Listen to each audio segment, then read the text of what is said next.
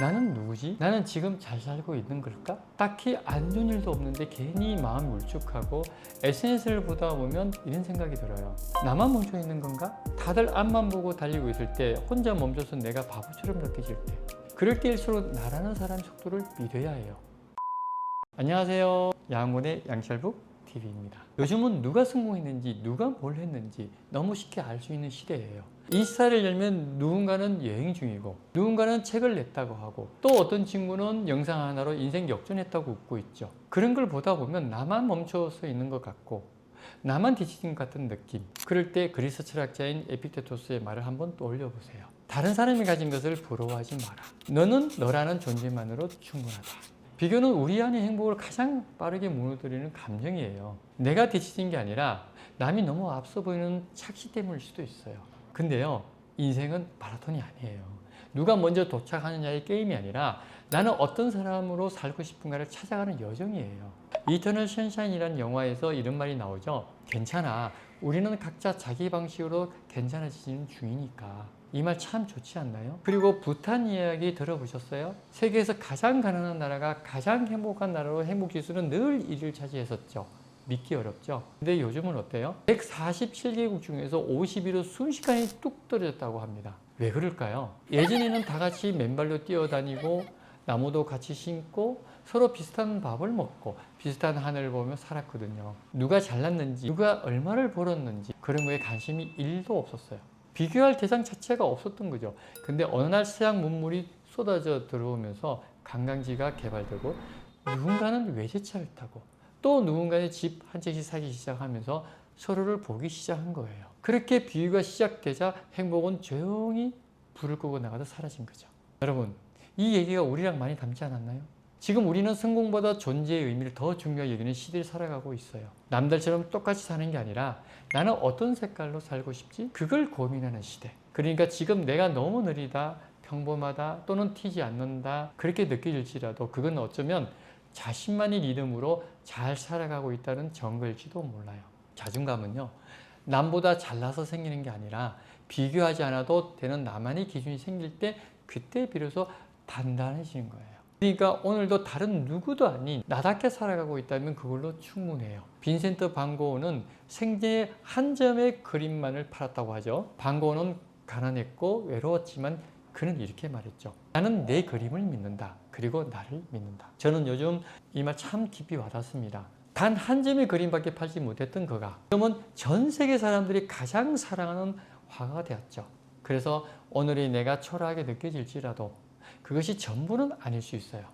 저는요, 요즘 성공보다 진심을, 속도보다 방향을, 남보다 나 자신을 조금 더 생각하려고 노력해요. 지금은 멈춘 것 같아도 괜찮아요. 사람마다 체질이 다르고 꽃이 피는 속도도 다 다르잖아요. 그래서 저는 니체가 쓴 이 문장을 참 좋아합니다.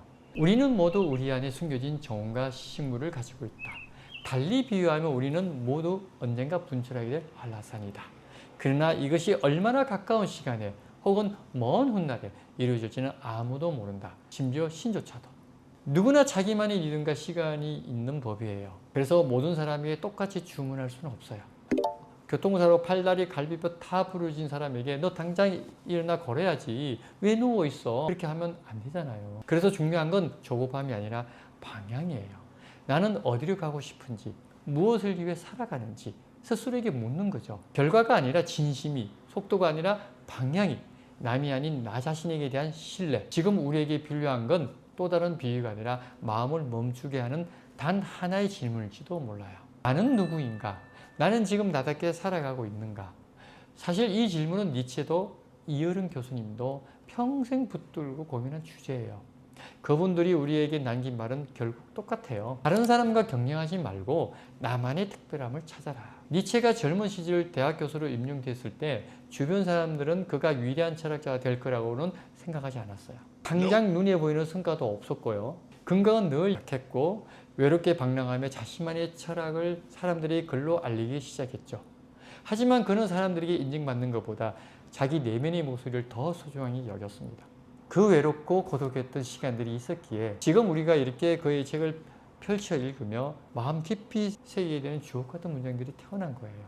이혜령 교수님도 마찬가지예요. 평생 책과 생각으로 스스로를 단련하며 살았던 분인데 마지막까지도 내가 살아온 인생을 어떻게 정리할까를 고민하며 끝까지 자신의 이야기를 스스로 써갔어요.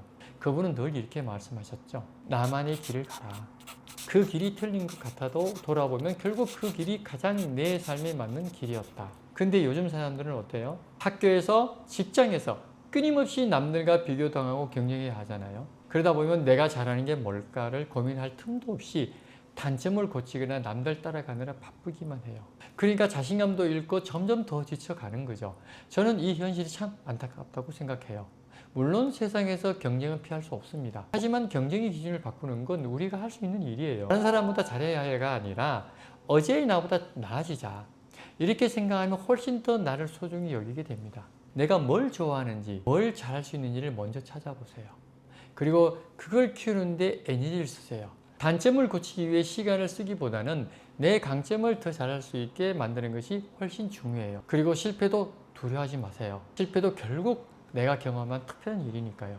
나만의 이야기를 만들어가는 과정이라고 생각하면 돼요. 중은 이것을 개성화라고 불렀죠. 내 안의 부족함과 그림자까지도 마주하고 그것마저 내 일부러 껴안으면서 조금씩 온전한 나로 완성되어 가는 과정이라고. 또 아들러는 열등감이나 성장의 출발점이라고 했어요. 부족하다고 느끼니까 더 배우고 넘어졌기 때문에 다시 일어설 용기가 생기잖아요. 그게 결국 우리를 더 멀리 이끌어주는 겁니다. 그러니 넘어진 순간을 부끄러워하지 마세요. 프로이토가 말한 것처럼 사람은 누구나 의식 아래 억눌린 불안과 상처를 품고 살아가요. 그걸 괜히 숨기고 괜찮은 척 하기보다는 있는 그대로 인정하고 끌어안을 때 비로소 내 마음이 조금 더 가벼우실 거예요. 음악에서 크레센도라는 말도 그래요. 이 말은 점점 크게라는 말인데 그 말을 곱씹어보면요. 지금이 제일 작다는 뜻이에요. 지금이 작아야 앞으로 점점 커질 수 있거든요. 우리가 넘어지는 건 일어나는 걸 배우기 위해서예요. 그냥 넘어진 거예요. 넘어졌다고 해서 다 잘못된 건 아니잖아요. 그러니 그걸 남들한테 그리고 나한테까지 굳이 설명하려고 애쓰지 마세요. 결국 나만의 길을 찾는 게 가장 멋진 삶이에요. 그게 진짜 유일한 사람이 되는 방법이니까요. 한마디로 나 자신에게 집중하고 나만의 길을 만들어라. 이게 제가 여러분들이 드리고 싶은 답이에요. 여러분, 지금 이 순간 잠시 화면을 덮고 내면의 목소리에 한번 귀 기울여보세요. 우리는 뒤처진 게 아니라 더 깊은 나를 만나기 위해 조금 더 천천히 걷고 있을 뿐이에요. 비교로 인해 마음이 흔들릴 때 나를 붙잡는 건 나만의 문장입니다. 오늘 그 문장을 하나 적어보세요. 나는 지금도 나라서 충분히 괜찮다. 마지막으로 여러분에게 가슴 따뜻한 영상 하나 보여드리고 저는 이만 물러나가겠습니다. 어떨 때는 너무 무거워서 정신도 못 차리게 하는 삶이라는 것을 이곳이고 살아가고 계시는 모든 분들께 시원하고 선선하고 기분 좋은 바람이 반드시 불어올 것이라고 믿어 의심치 않습니다. 혹시 너무 어둡고 긴 밤을 보내고 계신 분이 계시다면 지치지 말고 끝까지 잘 버티셔서 아침을 맞이하셨으면 좋겠습니다.